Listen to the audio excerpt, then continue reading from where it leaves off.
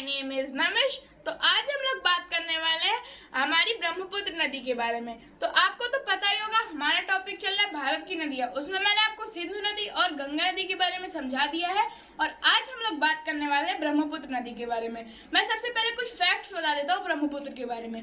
ब्रह्मपुत्र की लंबाई 2900 किलोमीटर की, यानी 2900 किलोमीटर जो है हमारी ब्रह्मपुत्र लंबी है। ये जो है भारत की सबसे चौड़ी नदी है। ये जो भारत की सबसे चौड़ी नदी है, इसकी भारत में लंबाई 916 किलोमीटर की है और तो ये 3 देशों से होकर गुजरती है। वो 3 देश कौन से हैं, चलिए हम मैप में समझ लेते हैं। सबसे पहले चीन, जहां से ये निकलती है। उसके बाद ये अरुणाचल प्रदेश में जाती है। उसके बाद ये अरुणाचल प्रदेश में एंटर करती है, भारत के अरुणाचल प्रदेश में एंटर करती है। उसके बाद ये असम में पहुंचती है। असम से होते हुए ये बांग्लादेश पहुंचती है। बांग्लादेश के बाद ये हमारे बंगाल की खाड़ी में जाके मिल जाती है। तो ये है हमारी जो है ब्रह्मपुत्र नदी का प्रवाह मार्ग। अब हम लोग, आप इधर देख सकते हैं डायग्राम बना है।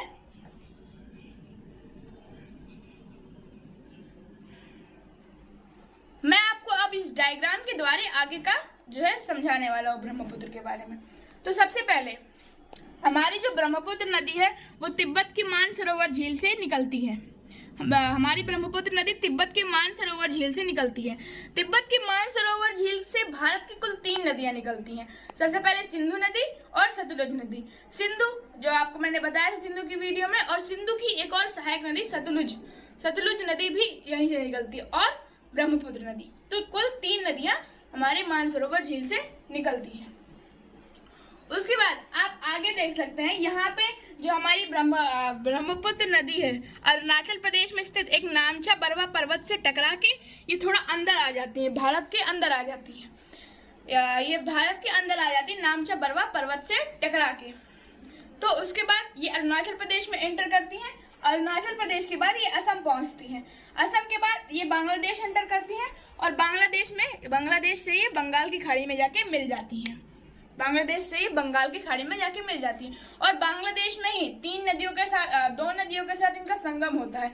जैसे मैंने आपको बताया था गंगा के वीडियो में कि जो है एक गंगा नदी जिसे जो है बांग्लादेश में पद्मा के नाम से जानते हैं, और बांग्लादेश की एक और नदी मेघना नदी, और हमारी ब्रह्मपुत्र नदी जिसे बांग्लादेश में जमुना नदी के नाम से जानते हैं।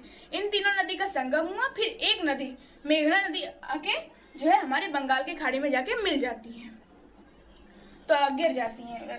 तो ये हो गया ब्रह्मपुत्र का हमारे प्रवाह मार्ग हो गया। इसको अलग अलग जगहों पे अलग अलग नाम से पुकारा जाता है। जैसे तिब्बत में जहाँ से निकलती है यारलुंग सांगपो के नाम से जाना जाता है। अरुणाचल प्रदेश में इसे दिहांग नदी के नाम से जाना जाता है। असम में इसे ब्रह्मपुत्र ही बोलते हैं, और उसके बाद बांग्लादेश में जैसे कि मैंने आपको बताया जमुना नदी के नाम से इसको जानते हैं। फिर उसके बगल में आप एक और डायग्राम देख सकते हैं। उसके बगल में एक और डायग्राम है, इससे मैं आपको ब्रह्मपुत्र की सहायक नदियों के बारे में समझाऊंगा।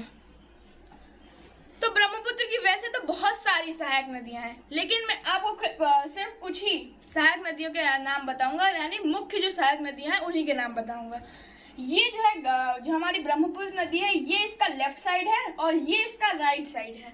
हम नदी के हिसाब से डिसाइड करते हैं लेफ्ट कौन सा है और राइट कौन सा है, हम नदी के हिसाब से डिसाइड करते हैं। जैसे कि हमारी जो ब्रह्मपुत्र नदी है वो ऊपर से आ रही है, तो ये इसका लेफ्ट हुआ और ये इसका राइट हुआ। तो सबसे पहले हम लोग राइट साइड की नदियों के नाम जान लेते हैं। सबसे पहली नदी है सुबनसिरी नदी, फिर दूसरी नदी है मानस नदी, फिर तीसरी नदी है शंकोस नदी, और चौथी नदी है तिस्ता नदी। जो तिस्ता नदी है वो चोलामू एक झील है, जो भारत की सबसे ऊंची झील है। चोलामू झील से ये जो है हमारी नदी निकलती है तिस्ता नदी और आके मिल जाती है। अब हम लोग डायग्राम में देखते हैं। ये हमारा राइट साइड है, जहां से पहली नदी सुबनसिरी नदी आके मिल जाती है हमारी ब्रह्मपुत्र नदी से। फिर दूसरी नदी मानस नदी आके ब्रह्मपुत्र नदी से मिल जाती है। फिर शंकोस नदी भी आके मिल जाती है।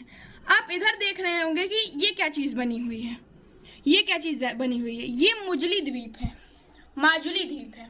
ये जो है एक माजुली द्वीप है। ये जो है दुनिया का सबसे बड़ा नदी द्वीप है, मतलब नदी पे स्थित हुआ एक सबसे बड़ा द्वीप है।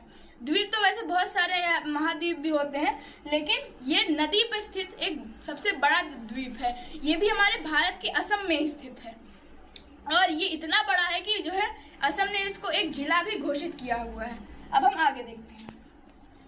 उसके बाद संकोश नदी के बाद है तीस्ता नदी। तीस्ता नदी आके ये चोलामू झील से निकलती है और तीस्ता नदी इसका नाम है।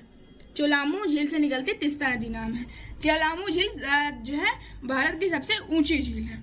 उसके बाद ये आके मिल जाती है हमारे ब्रह्मपुत्र नदी से। अब हम लोग लेफ्ट साइड की नदी के बारे में जान लेते हैं, जो कि दिबांग, लोहित, धनसारी और दिबांग, लोहित, धनसारी और कोपिली, ये 4 नदियां लेफ्ट साइड से मिलती हैं। यानी कुल 8 नदियां मुख्य सहायक नदियां हैं ब्रह्मपुत्र की। तो सबसे पहले दिबांग नदी आके ब्रह्मपुत्र नदी से मिल गई। फिर लोहित नदी, लोहित नदी को खूनी नदी के नाम से भी जाना जाता है। उसके बाद ये आके मिल गई। उसके बाद धनसारी नदी, ये आके हमारी जो है मिल गई उससे। फिर कोपिली नदी आके हमारे ब्रह्मपुत्र नदी से मिल गई। ये हो गई हमारे ब्रह्मपुत्र नदी की सहायक नदियां। तो आज की वीडियो के लिए बस इतना ही। अब मैं आपको बताने वाला हूँ प्रायद्वीप नदियों के बारे में।